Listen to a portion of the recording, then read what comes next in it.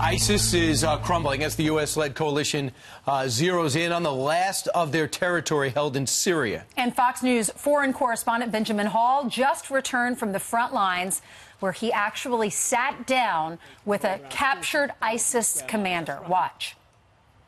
You joined a group that murdered, brutalized, tortured. Oh, you have to take some responsibility for that. Yeah, I take my responsibility. If I didn't got caught, I told you I would have been there dying right now. I'm not apologetic to something I believe in.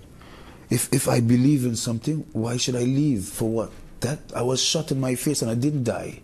That is from, I believe that is from Allah.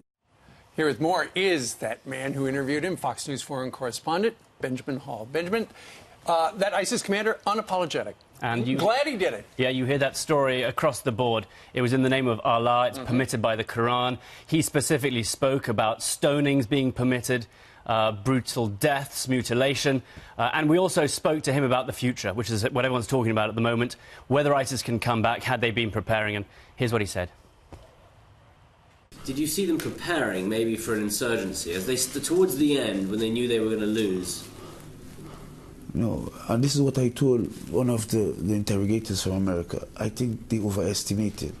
And he told me, no, one day before we underestimated them, and we're not going to take a chance.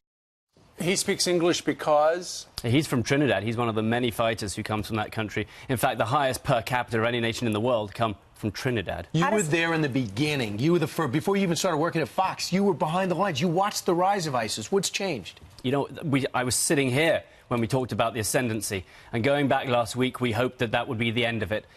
I tell you what we learned is that this is a territorial defeat. And President Trump made it quite clear 2 days ago when he spoke to the coalition against ISIS that this was a territorial defeat, that there were remnants.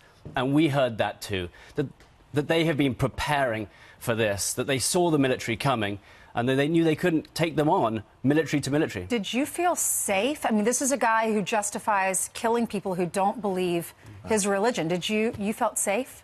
Well, yeah, before he came in, he was unshackled, surprisingly, and put, a few feet in front of us. And so, of course, we took all the pens and any sharp objects off the table. Yeah. He was made to talk to us. There's no doubt about that. He's being held by the Kurds. And more than fear, it's the look in his eye. It's the total lack of remorse. Real quick, should we be leaving? It's the opinion of everyone I've spoken to on the ground that no, we shouldn't be leaving. We need to transition. We don't need to do the heavy lifting anymore. We can take out the big pieces of artillery. We can take out, the mortars and whatnot. But we need a presence on the ground because ISIS thrive on chaos. And if you pull out, the Turks are going to come from the north, the Iranian regime is going to come from the south, and ISIS will thrive in the chaos. Pentagon says we're leaving in April. All right. That's right. Thanks, and Benjamin. you're leaving right now. Benjamin, Hey. You're doing great reporting over there. Thank you. Yeah, glad to have you here on this side of the pond. It's my pleasure.